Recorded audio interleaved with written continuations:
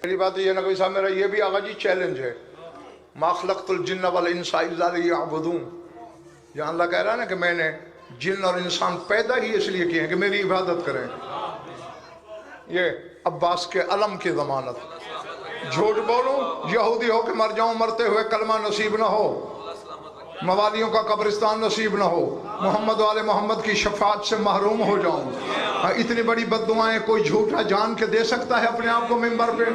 دے اس لیے رہا ہوں کہ اگر اس پر بھی شک کرو تو پھر مجھے یقین ہو جائے کہ کہلواتا کسی کا ہے کسی اور کا.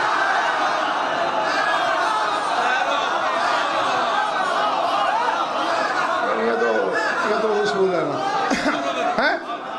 صافی سے لے کر تفسیر ابو حمزہ شمالی تک جو تفسیر تجھے مل جائے، یہ 1000 سالہ تفسیریں جو ہیں ان کے نام لیے میں نے، جو مل جائے.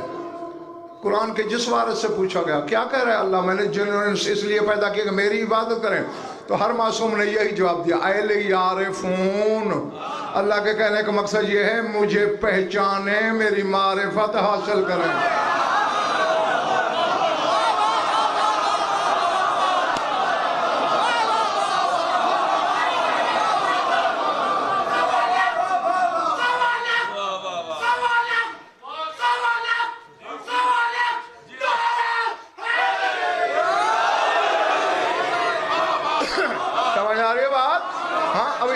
قسمیں علم پہ ہاتھ رکھ کے میں نے کھائی ہیں، اہل یعرفون، تاکہ میری معرفت حاصل کریں.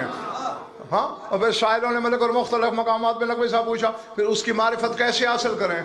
مسکرا کے علی کے ہر بیٹے نے کہا معرفتنا معرفت اللہ، جس نے ہمیں پہچانا اس نے اس کو پہچانا.